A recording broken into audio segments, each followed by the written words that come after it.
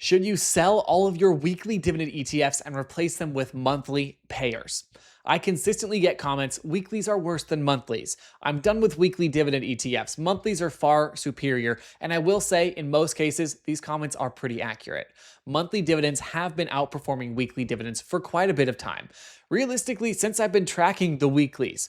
But in this video, I'm going to highlight not one, but two weekly paying dividend ETFs that are not only keeping up with the monthly payers, but in some cases outperforming issuers like NEOS, which I would say is the fan favorite of passive income. Now, if you are new here, my name is Spencer, and I absolutely love talking about ETFs that pay monthly dividends, weekly dividends, and everything in between. So if you're interested in learning more about the stock market and what ETFs are outperforming, don't forget to like this video and hit the subscribe button. It is completely free and it definitely helps me out, so I appreciate it. Now we're going to jump in and talk about these two ETFs by Global X. The tickers for today's video are EDGQ and EDGX, Q being the NASDAQ 100 version and X being the S&P 500 version. And Global X is an interesting one because they have a ton of ETFs. We could actually go and look through all of the very famous ones like QYLD, XYLD, RYLD that were some of the first income ETFs that utilized covered calls. But I will say, they have not changed those since they created them, and they're just outdated and they typically underperform, which is unfortunate. But to counteract those issues, they now have EDGQ and EDGX. These are similar strategies, a little bit more revamped and modern, and they're paying out weekly distributions. So EDGQ is boasting a 13% distribution rate, where EDGX is right around that 11% mark. We're going to cover these ETFs, and then we're going to showcase their performance since inception against some of the big names like NEOS, Goldman Sachs, and more. So I hope you guys are interested in this video. Let's take a look at EDGQ. As someone who owns a lot of weekly paying dividend ETFs, I think over 12, 13 at this point, I will say that unless they employ some sort of leverage, usually monthlies will outperform. And the big names in monthly dividends would be NEOS and Goldman Sachs. And of course, JP Morgan, which different strategy, but NEOS and Goldman Sachs typically do outperform. Now, EDGQ is trying to counteract that. So what they're giving us is a potential weekly source of income. They have to say potential. They're going to always try and hit that price target, but in a major pullback, they might have to cut the distributions, as would a lot of income ETFs. They're trying to offer upside potential, and they're trying to maintain market exposure. And this is interesting because market exposure can be a great thing, but it can also be a bad thing depending on what market we are in. In an upward market, they would likely utilize less of the portfolio to write options on, giving us more growth potential, and vice versa in a down market. A very popular strategy that's employed by GPIQ and GPIX, the Goldman Sachs ETFs, where they typically only write on 50% of the portfolio, giving you more exposure in those really good markets. Now, I will say the Global X website has so many of these ETFs, but go check them out. Do your own research and look at them. Look at all their content on here. They have really good videos breaking these down, and it makes a lot of sense because the weekly market is massive. Now, starting off, we can see net assets, it's not huge. 6.6 million after the fund's been trading for a couple of months. It shouldn't be massive, but I don't know if they're really hitting the targets that they wanted to with the audience within these ETFs. Gross expense ratio, though, is amazing. This is one of the cheapest weekly payers I have seen, 0.53%. Now, what we can also see, it looks like, I wonder if they're giving a discount. Yeah, see, they're giving a discount until March 1st of 2027. So you're not even paying anything currently to hold these funds. Then you also have, expense ratio alone is a good reason to do a deep dive into this ETF because of the fact that it's so much cheaper than all the others.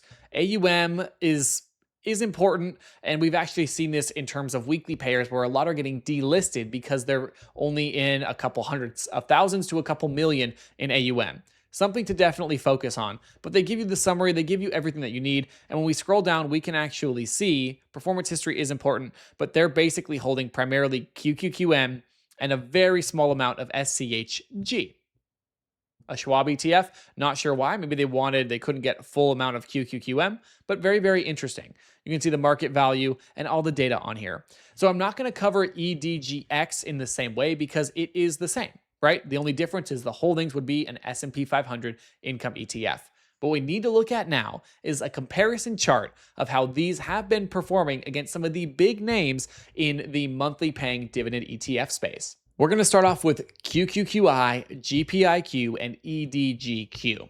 These are the two big ones I really enjoy, Goldman Sachs and NEOS, and they serve different purposes. NEOS is primarily focused on that higher distribution rate. If you're wanting the income to live off of and you need more than you would get with GPIQ, NEOS is your option.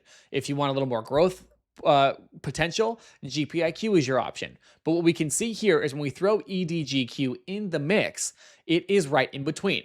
So we have GPIQ in first place, up 17.8% since the launch of EDGQ, which was in late February.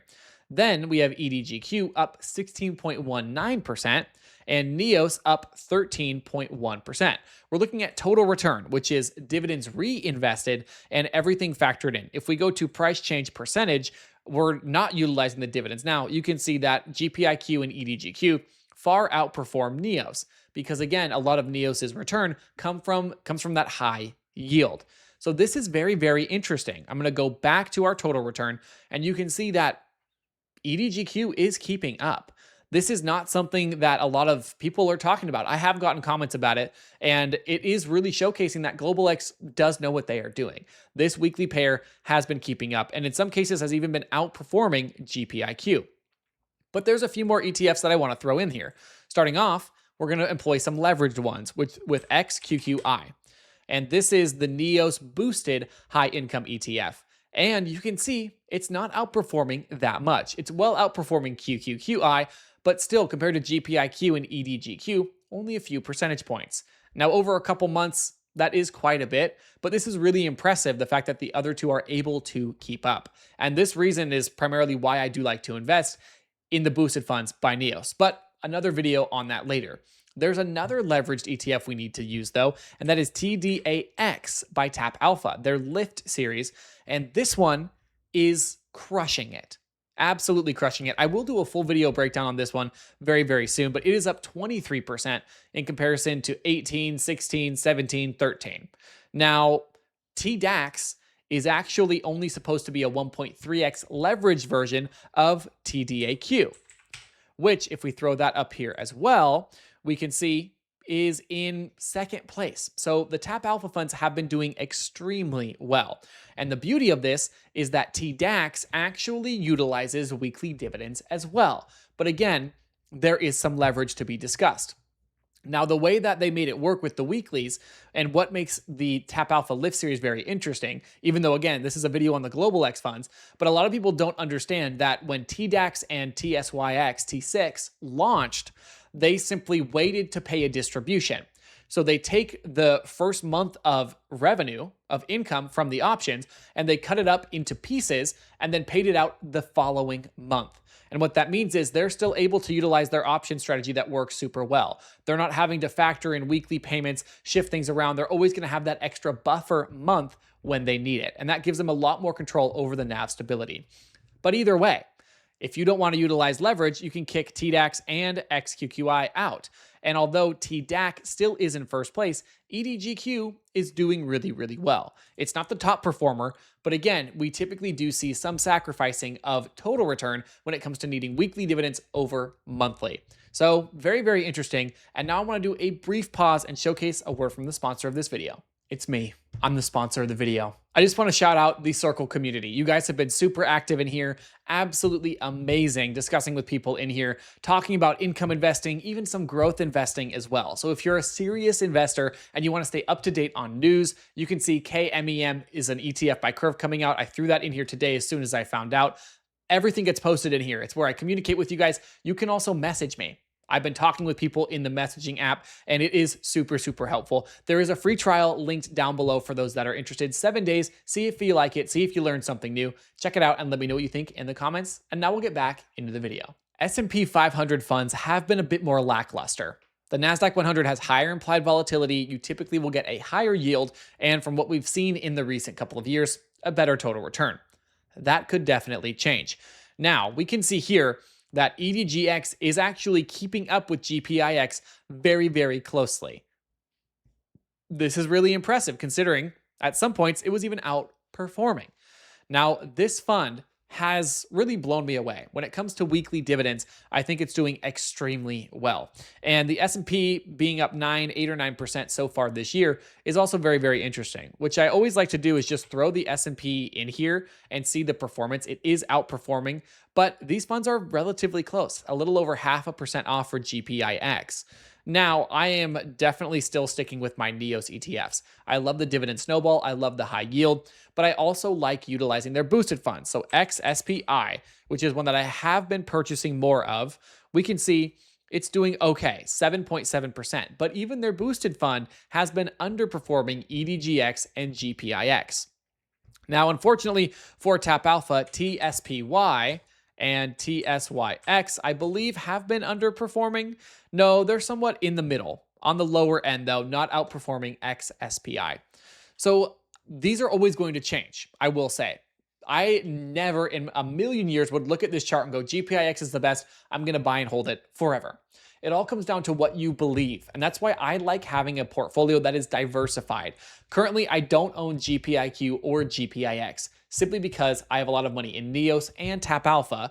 And I don't want to be over invested in the NASDAQ and the S&P 500 because I hold those in growth ETFs as well. But I will be looking into starting a position very, very soon as I'm planning on maxing out my Roth IRA for 2026. There will also be other things that I'm buying. I'm putting quite a bit more money into Bitcoin funds at this moment as well because Bitcoin continues to fall and I'm waiting for a nice bounce with those. But this is very, very interesting. These things change. For a long time, NEOS outperformed everybody. And I believe long-term that probably all three of these ETFs when it comes to Goldman Sachs, NEOS, and TappAlpha will perform relatively similarly. And the beauty of it is there's now options for if you want to employ some leverage in your account, which I do because I'm a younger, more aggressive investor. If you want to, great. If you don't, there's options not to, which is absolutely amazing. But the important thing that we need to remember is know what you're investing in, understand how diversified you are. If you don't want to be diversified, you don't have to be, and just continue investing. That is one thing that I think a lot of people struggle with in my generation that we really should learn from the older generations that were able to store money and use it to retire. So props to all of you guys that are retired or retiring soon. If you are retired or you're retiring soon, drop it in the comments. Let's build some motivation for the younger audience as well, please, about how you guys did it, how long you've been retired, and if it was as hard as everybody says. I would really appreciate that. Now, last but not least, thank you guys so much for watching this video. Again, if you're interested in ETFs, don't forget to like and subscribe. Check out that circle group with the link down below to get that free trial.